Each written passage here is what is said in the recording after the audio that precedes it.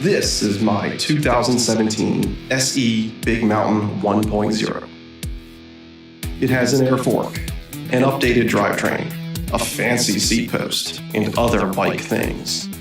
But to understand what this bike is now, we have to travel way back in time to 2017.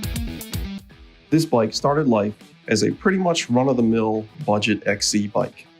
It featured a heavy SR Suntour XCT fork, a stem that was a mile long, and a Shimano Acera drivetrain that wasn't too interested in keeping the chain attached to the crankset.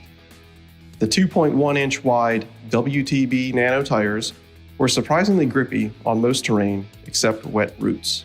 The stock Tektro hydraulic brakes are one of the bright spots.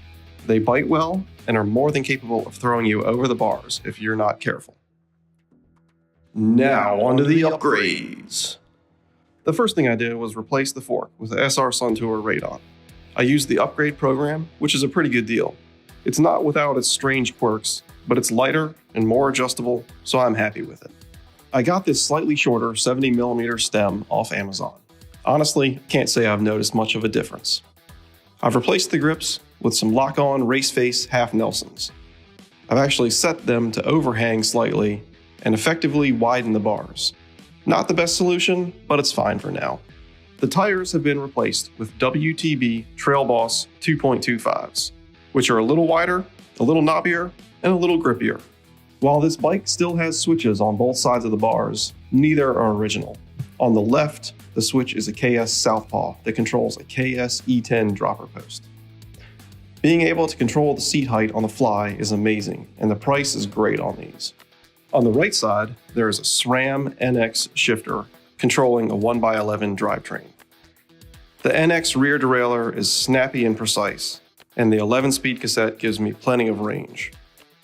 The crankset is SRAM GX because for some reason it was cheaper at the time of purchase. This is hands down my favorite upgrade. It is a simple linear system and there is no more chain slap or drop chains. All in all, this is a very solid bike. Everything works well together, but there is still one thing that I don't like. And unfortunately, it's something that I can't easily change. That thing is frame geometry.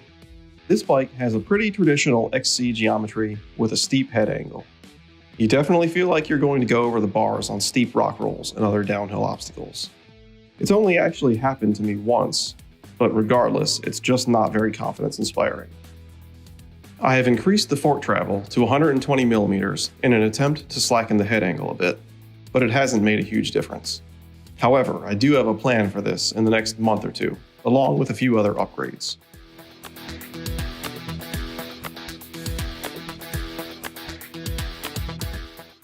If you enjoyed this video review of a bike that you can't even purchase anymore because it's discontinued, hit the like button. If you want to see what my upcoming plans are for this bike, please hit the subscribe button. Until next time, get outside, ride whatever bike you have, and most importantly, have fun.